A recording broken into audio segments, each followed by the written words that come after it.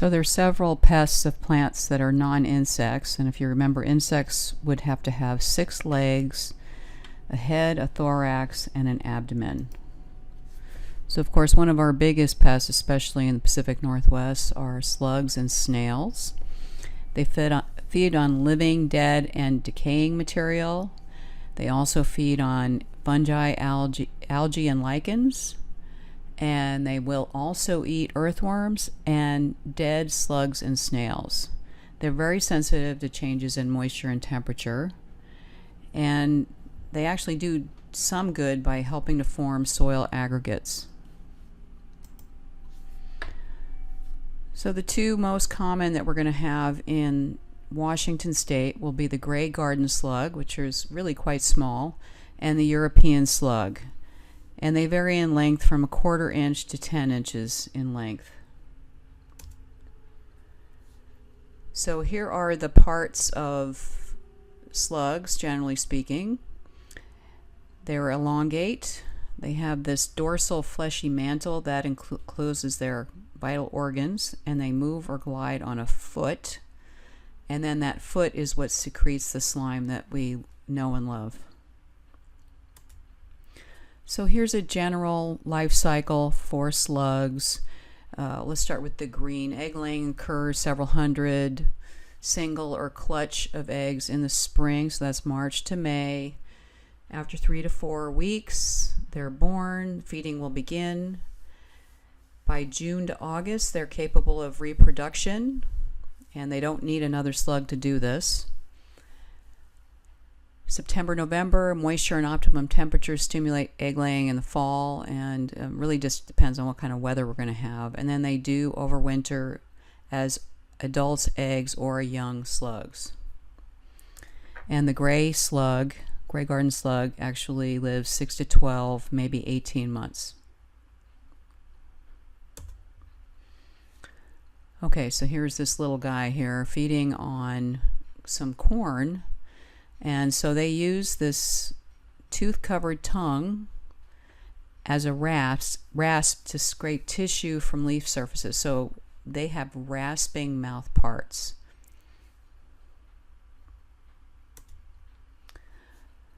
So they're hermaphrodites, so they don't actually need another slug to reproduce, but they may also mate. They can live between 1 to 2 years, and eggs can be laid any time of year, and of course decreases in drier or colder weather. And this is a lovely picture of slugs reproducing. I'll put a video up if you want to watch this. So they can lay up to 400 eggs in a year. They may be in small groups or they may be in large groups, up to 40. They're going to lay those eggs in moist places, and they're colorless to milky white, about 1/8 to 1/4 inch in diameter. They hatch within a few weeks, and of course they're nocturnal. I used to have an English ivy hedge, yes I know, back in the day, and the minute the sun went down, these slugs would come out like armies.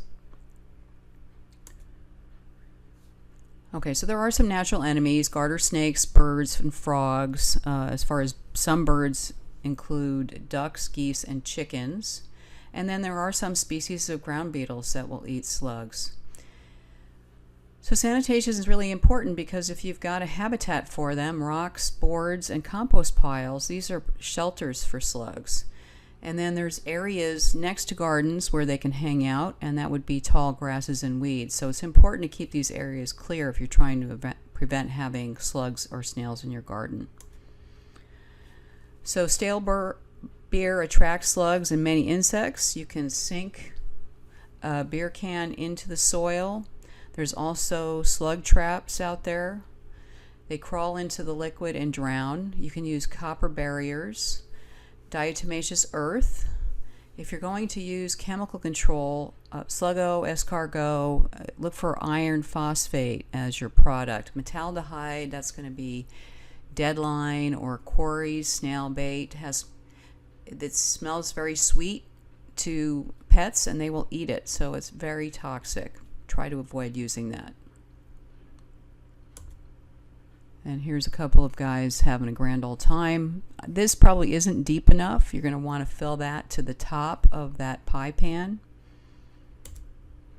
I found this homemade slug trap online. So take a water bottle and have a few holes and then bury them down in the ground. Here's a a slug and snail trap by Safer. And then here's some copper banding. So you may have heard about this. Tests show that they actually receive an electric shock when they crawl over the copper. This works only if the copper strip is wide enough to prevent them from rising their bodies over it. Keep in mind that the majority of copper stripping sold in garden shops for this purpose are not wide enough to create an effective barrier. And this is also a very expensive way to go. So if you're going to do it, make sure you're going for a very wide band. Okay, garden symphylans, not an insect. These are occasional pests of greenhouses, home gardens, and some commercial crops. They're found in every county in western Washington. And a couple of years back, we taught soils, and we had somebody bring in their soil from a raised bed where they had purchased that soil, which had a very high incidence of organic matter in it. And it was just filled with garden symphylans. So they're about 1/4 inch long. They have a distinct head.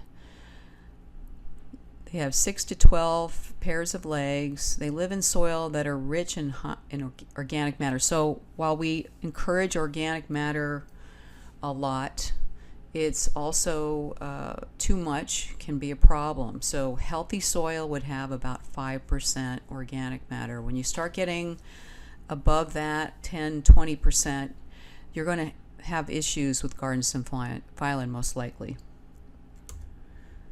So they like all vegetables and small fruits. They do heavy damage to mint in western Washington, which is a crop. And they usually attack plants a few days after they're set out. So you think you're okay, and then all of a sudden they're gone. On tomatoes, they'll injure older roots and eat new ones as soon as they develop. Plants will wilt in the daytime, stems will be bluish, upper leaves dark green, and lower leaves yellow, and then the plants will die. This is why they're feeding on the roots. These are roots that have been damaged by garden symphyllan. So here just shows you kind of a picture of the damage comparison. So these are both in the same garden. The one on the left is stunted because of garden symphylans, and then the right is the same age in the same field. This is eggplant. So it's a serious pest out there when you do have it. So there's not a lot of great management tools for this. Landscape rollers to compact soil. Well, we already know that compacting soil is not a good idea. Tillage can help, but it also may damage the structure of your soil. You can try rotating crops. However, they have a broad batch of plants that they will go for. And then predators include true centipedes, predator mites, predaceous ground beetles, and various fungi, but there's not a lot of research that shows that these are going to knock down the populations enough. Okay, so we have pill bugs and sow bugs. They're isopods. They're primarily decomposers, but sometimes they will feed on seedlings, new roots, and lower leaves. If you insist on managing these guys, you want to limit moisture and decaying matter. Use raised beds, and black plastic mulch can help.